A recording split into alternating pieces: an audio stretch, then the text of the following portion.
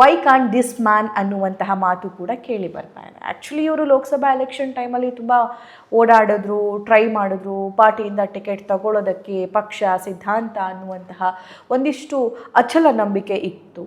ಆದರೆ ಆ ನಂಬಿಕೆ ಹುಸಿಯಾಯಿತು. ಹಾಗಂತ ಇವರು ಕೈ ಕಟ್ಕೊಂಡು ಸುಮ್ಮನೆ ಕೂತ್ಲಿಲ್ಲ.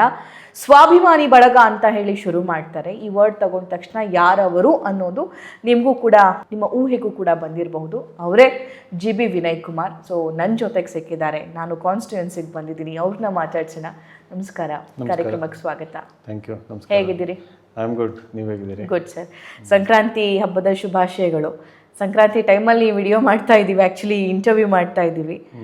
ಏನಾದರೂ ಕ್ರಾಂತಿ ಆಗುತ್ತಾ ದಾವಣಗೆರೆನಲ್ಲಿ? ಹೌದು, ದಾವಣಗೆರೆನಲ್ಲಿ ಈ ಸರಿ ಕ್ರಾಂತಿ ಆಗೇ ಆಗುತ್ತೆ, 100% ಆಗುತ್ತೆ. ಸೊ ದಾವಣಗೆರೆ ಮಟ್ಟದಲ್ಲಿ ಕ್ರಾಂತಿ ಅಂತಂದರೆ ಒಂದು ಕುಟುಂಬದಲ್ಲಿ ಏನು ಅಧಿಕಾರ ಕೊಟ್ಟಿದ್ದೀವಿ ಅದನ್ನು ಬ್ರೇಕ್ ಮಾಡೋದೇ ಕ್ರಾಂತಿ. ಇಲ್ಲಿ ಹೊಸೊಬ್ರಿಗೆ ಅವಕಾಶ ಸಿಕ್ಕು ಹೊಸೊಬ್ಬರು ಇಲ್ಲಿ ಜನಪ್ರತಿನಿಧಿಗಳಾಗಬೇಕು. ನಮ್ಮ ದಾವಣಗೆರೆ ಜನತೆಗೆ ಬೆಟರ್ ಆಲ್ಟರ್ನೇಟಿವ್ಸ್, ಬೆಟರ್ ಚಾಯ್ಸ್ ಸಿಕ್ಕಾಗ ಅದು ನಿಜವಾದ ಸಂಕ್ರಾಂತಿ. ಸೊ ಡೂ ಸಮ್ ಕ್ರಾಂತಿ.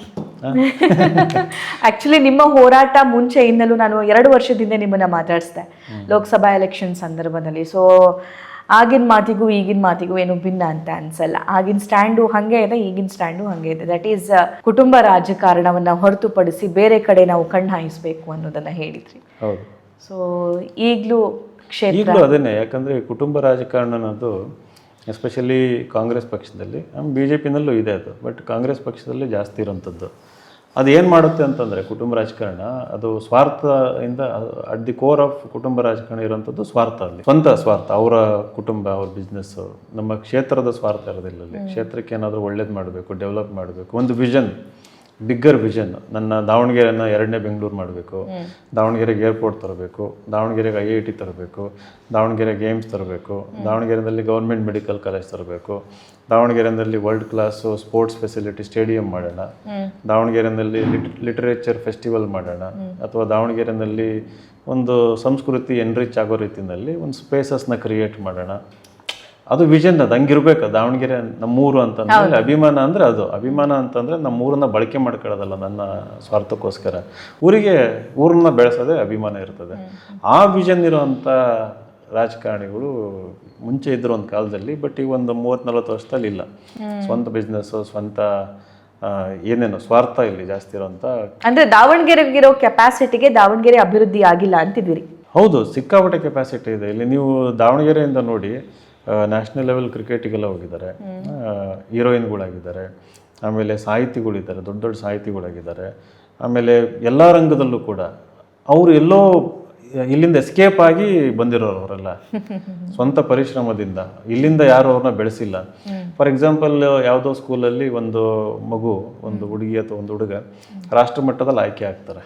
ಅದು ಅಥ್ಲೆಟಿಕ್ಸ್ ಇರ್ಬೋದು, ಏನೋ ಇರ್ಬೋದು. ಅವರು 10-20 ಮನೆಗಳನ್ನ ಸುತ್ತಾಡಬೇಕು. ನನಗೆ ಒಂದು ಜರ್ಸಿ ಕೊಡಿಸಿ, ಶೂಸ್ ಕೊಡಿಸಿ, ನನಗೆ ಅಲ್ಲಿ ಹೋಗಿ ಉಳ್ಕೊಳ್ಳೋದಕ್ಕೆ ಏನಾದರೂ ಸ್ವಲ್ಪ ದುಡ್ಡು ಕೊಡಿ ಅಂತಂದ್ಬಿಟ್ಟು. ಸೊ ಇಲ್ಲಿ ಅದನ್ನು ಅಪ್ರಿಷಿಯೇಟ್ ಮಾಡೋವಂಥದ್ದು. ಈಗ ಪೊಲಿಟಿಕ್ಸ್ ಅಂತಂದರೆ ಕೇವಲ ಕಾಂಕ್ರೀಟ್ ರೋಡ್ ಅಲ್ಲ. ಇಲ್ಲಿ ನಮ್ಮ ದಾವಣಗೆರೆ ಜನತೆ ಹೆಂಗೆ ಮಸಿ ಬೆಳೀತಾರೆ ಅಂದರೆ, ಊರು ತುಂಬ ಕಾಂಕ್ರೀಟ್ ರೋಡ್ ಮಾಡಿದ್ದೀವಿ, ದಟ್ ಈಸ್ ಡೆವಲಪ್ಮೆಂಟ್ ಅಂತ. ಸೊ ಅದು ಬೇಸಿಕ್ ಇನ್ಫ್ರಾಸ್ಟ್ರಕ್ಚರ್, ಅದು ಮೂಲಭೂತ ಸೌಕರ್ಯ. ಮೂಲಭೂತ ಸೌಕರ್ಯ ಡೆವಲಪ್ಮೆಂಟ್ ಅಲ್ಲ. ಮೂಲಭೂತ ಸೌಕರ್ಯನ ಉಪಯೋಗಿಸ್ಕೊಂಡು ನಾವು ಹೆಂಗೆ ನಮ್ಮ ಕೆಪಾಸಿಟಿ ಬಿಲ್ಡ್ ಮಾಡ್ಕೊತೀವಿ, ಆ ಒಂದು ಡೆವಲಪ್ಮೆಂಟು ದಾವಣಗೆರೆಯಲ್ಲಿ ಸಿಕ್ಕಿಲ್ಲ ಇಲ್ಲಿ. ಯಾಕೆ ಪ್ರತಿದಿನ ರಾತ್ರಿ 100 ಬಸ್ಸುಗಳು ದಾವಣಗೆರೆಯಿಂದ ಬೇರೆ ಕಡೆ ಹೋಗುತ್ತೆ ಹೆಲ್ತಿಗೋಸ್ಕರ? ಬೇಸಿಕ್ ಚೆಕಪ್ ಇರ್ಬೋದು, ಆಪ್ರೇಷನ್ನು ದಾವಣಗೆರೆಯಲ್ಲಿ ಮಾಡಿಸ್ಕೊಳ್ಳಲ್ಲ, ಬೇರೆ ಕಡೆ ಹೋಗ್ತಾ ಇದ್ದಾರೆ. ಬಟ್ ಹೊರಗಿನವ್ರಿಗೆ ಹೆಂಗೆ ಅನ್ಸುತ್ತೆ, ದಾವಣಗೆರೆ ಬಹಳ ಚೆನ್ನಾಗಿ. ನಂದು ಬ್ಯಾಡ್ಗಿ ಸರ್, ಬ್ಯಾಡ್ಗಿಲಿ ಏನಾದರೂ ಎಮರ್ಜೆನ್ಸಿ ಆಯಿತು ಅಂತಂದರೆ ದಾವಣಗೆರೆ ಕರ್ಕೊಂಡು ಹೋಗ್ತಿದ್ದಾರೆ ಅಂತಲೇ ಆಗುತ್ತೆ. ಹೌದು, ಇಲ್ಲಿ ಬಂದು ಮತ್ತೆ ಬೇರೆ ಕಡೆ ಹೋಗ್ಬೇಕು ಇವತ್ತು ಅಂತ ಪರಿಸ್ಥಿತಿ. ಸೊ ಇದು ನನಗೆ ಅಷ್ಟು ಗೊತ್ತಿರಲಿಲ್ಲ. ಸೊ ಸರ್ಕಾರಿ ಹಾಸ್ಪಿಟಲ್ ಇದೆ ಚಿಕ್ಕಟೇರಿ ಅಂತ, ಅಲ್ಲಿ ನಮಗೆ MRI ಮಾಡಿಸ್ಕೋಬೇಕಂದ್ರೆ ಒಂದು ಮಷಿನ್ ಇಲ್ಲ ಅಂತಂದು ಚಿತ್ರದುರ್ಗಕ್ಕೆ ಹೋಗ್ತಾರೆ ದಾವಣಗೆರೆಯವರು. ಇಲ್ಲಾಂದರೆ ಅನಿವಾರ್ಯವಾಗಿ ಇಲ್ಲಿರೋ ದೊಡ್ಡ ಪ್ರೈವೇಟ್ ಹಾಸ್ಪಿಟ್ಲಿಗೆ ಹೋಗ್ಬೇಕು. ಸೊ ಈ ಥರ ಇವೆಲ್ಲ ನೋಡಿದಾಗ ಕುಟುಂಬ ರಾಜಕಾರಣ ಅನ್ನೋದು ಪ್ರಜಾಪ್ರಭುತ್ವಕ್ಕೂ ಮಾರಕ, ಅಭಿವೃದ್ಧಿಗೂ ಮಾರಕ, ದಾವಣಗೆರೆ ಜನತೆಯ ಬೆಳವಣಿಗೆಗೂ ಮಾರಕ ಅನ್ನೋದು. ಆಮೇಲೆ ಬರೀ ದಾವಣಗೆರೆ ಅಲ್ಲ, ನಾವೆಲ್ಲ ಬೇರೆ ಬೇರೆ ಜಿಲ್ಲೆಗಳಲ್ಲೂ ನೋಡ್ತಾ ಇದ್ದೀವಿ, ದೇಶ ತುಂಬ ಇದೆ. ಸೊ ಹಾಗಾಗಿ ಇದು ನಾವೇನು ಬರೀ ಶಾಮನೂರು ವಿರುದ್ಧನೋ ಸಿದ್ದೇಶ್ವರ ವಿರುದ್ಧನೋ ದಾವಣಗೆರೆಯಲ್ಲಿ ಅಷ್ಟೇ ಅಲ್ಲ ನಮ್ಮ ಹೋರಾಟ ಇರೋವಂಥದ್ದು. ಈ ಅರಿವು, ಈ ಅವೇರ್ನೆಸ್ಸು ಜನಗಳಿಗೆ ಬರಬೇಕು. ಇದು ದೇಶ ತುಂಬ ಹರಡ್ತಾ ಇರೋವಂಥ ವೈರಸ್ ಇದು. ಸೊ ಸೊ ಇದು ಬದಲಾಗಬೇಕು. ಇಲ್ಲ ಅಂತಂದರೆ ನಾಳೆ ನಿಮ್ಗೆ ಅನಿಸುತ್ತೆ ನಾನು ರಾಜಕಾರಣಕ್ಕೆ ಬಂದು ಏನಾದ್ರು ಮಾಡಬೇಕು ಅಂತಂದು, ನೀವು ಎಲ್ಲಿ ಹೋಗಿ ಬಾಗಿಲು ತಡ್ತೀರಿ, ಹೆಂಗೆ ನಮಗೆ ಬಂದಾಗ ಇನ್ವೈಟಿಂಗ್ ನೇಚರ್ ಇರಬೇಕು ಅಲ್ಲಿ. ಅದಿಲ್ಲದೆ ಇದ್ದಾಗ ನೀವು ಸ್ಟ್ರಗಲ್ ಮಾಡಿ ಬೆಳಿಬೇಕು ಅಂತಂದ್ರೆ 10-20 ವರ್ಷ ಆಗುತ್ತೆ. ಆ ಪೇಷನ್ಸು, ಆ ಟೈಮು, ಎನರ್ಜಿ ಇರೋದಿಲ್ಲ. ಸೊ ನಿಮ್ಮ ಪ್ರತಿಭೆ ಗುರುತಿಸಿ ಅವಕಾಶ ಕೊಡುವಂಥ ರಾಜಕಾರಣ ಬರಬೇಕು. Well side. ನೀವು ದೇಶಕ್ಕೆ IAS IPS ಆಫೀಸರ್ಸ್ಗಳನ್ನ ಕೊಡೋರು ಸರ್, ನಿಮ್ಮ ಹತ್ರ ಮಾತು ಕೇಳಬೇಕಾ? ವೆಲ್, ಸೊ ದಾವಣಗೆರೆ ದಕ್ಷಿಣ ಕಲ್ತಿರೋದು ಮಾತಾಡೋದು ಮುಂಚೆ. Come on sir, teacher is always teacher ಅಷ್ಟೇ. ದಾವಣಗೆರೆ ದಕ್ಷಿಣ ವಿಧಾನಸಭಾ ಕ್ಷೇತ್ರ, ಸೊ ಅಲ್ಲಿ ಬೈ ಎಲೆಕ್ಷನ್ ಆಗಬೇಕಾಗಿದೆ, ಇನ್ನೂ ಅನೌನ್ಸ್ ಆಗಿಲ್ಲ. ನಿಮ್ಮ ವ್ಯೂ ಏನು ಅದ್ರ ಬಗ್ಗೆ? ಆ ಕುಟುಂಬದವರಿಗೆ ಟಿಕೆಟ್ ಕೊಡಬಾರ್ದು ಅನ್ನೋದು ಮೊದಲನೇ ವ್ಯೂ. ಆಗಲೇ ಕಾರಣಗಳನ್ನ ಹೇಳಿದ್ದೀನಿ. ಕುಟುಂಬ ರಾಜಕಾರಣ ಮತ್ತೆ ಮುಂದುವರಿತದೆ. ಈಗ ಮೊಮ್ಮಗ ಬಂದ ಅಂತಂದರೆ ನಾಳೆ ಮೊಮ್ಮಗನ ಹೆಂಡ್ತಿ, ಅವ್ರು ಇನ್ನೊಂದು ಕ್ಷೇತ್ರ ಪಕ್ಕದ ಹರಿಹರನೋ ಒಂದು ನಾಳೆ ತಗೊತಾರೆ. ಆಮೇಲೆ ಮಗಳು ಬಂದರು ಅಂತಂದರೆ ಅವರು ಫ್ಯಾಮಿಲಿ, ಅಥವಾ ಇವ್ರ ಬ್ರದರ್ಸ್ ಮಕ್ಕಳು.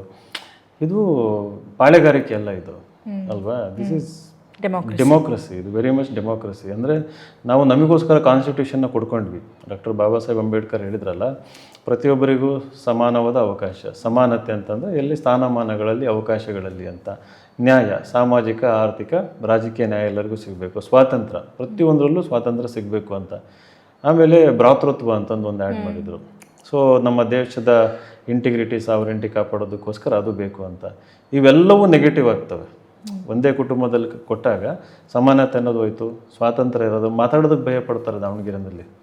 ಕೆಲವೊಂದು ಸರಿ ನನ್ನ ಸುತ್ತಮುತ್ತ ಓಡಾಡೋದಕ್ಕೂ ಭಯ ಪಡ್ತಾರೆ. ಸೊ ಕಾನ್ಸ್ಟಿಟ್ಯೂಷನಲ್ಲಿ ಸ್ವಾತಂತ್ರ್ಯ ಇದೆ, ಇಲ್ಲಿ ರಿಯಾಲಿಟಿನಲ್ಲಿ ಸ್ವಾತಂತ್ರ್ಯ ಇಲ್ಲ ಅಂತಂದಾಗ, ಸೊ ಸ್ವಾತಂತ್ರ್ಯ ಇಲ್ಲ ಇದ್ದಾಗ ಸಮಾನತೆ ತಗೊಂಡೇನು ಮಾಡ್ತೀರಿ, ಸಮಾನತೆ ಇಲ್ಲದಿದ್ದಾಗ ಸ್ವಾತಂತ್ರ್ಯ ತಗೊಂಡೇನು ಮಾಡ್ತೀರಿ, ಇವೆರಡೂ ಇಲ್ಲ ಇದ್ದಾಗ ನ್ಯಾಯ ತಗೊಂಡೇನು ಮಾಡ್ತೀರಿ. ಸೊ ಈ ರೀತಿ ಒಂದಕ್ಕೊಂದು ಲಿಂಕ್ ಇರ್ತದೆ.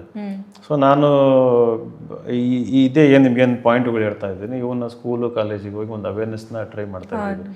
ಸೊ ದಾವಣಗೆರೆ ಸೌತ್ ಏನು ಇವತ್ತೊಂದು ಎಲೆಕ್ಷನ್ ಬರ್ತಾ ಇದೆ, by election, that should be the beginning of end of family politics in Karnataka as well as in India ಅನ್ನೋದು. ಅದು ಫಸ್ಟ್ ದಾವಣಗೆರೆನಲ್ಲಿ ಎಂಡ್ ಆಗಲಿ, ನಿಧಾನಕ್ಕೆ ಹೋಗ್ತಾ ಬೇರೆ ಅದು ಆಗುತ್ತೆ, ಅದು ಆಗಲೇಬೇಕದು. ನಾನಂತೂ ಹಠ ಹಿಡಿದಿದ್ದೀನಿ ಅದರ ವಿರುದ್ಧ. It's not good for country. ಅದಕ್ಕೆ that's not good for development also. ಹೌದು.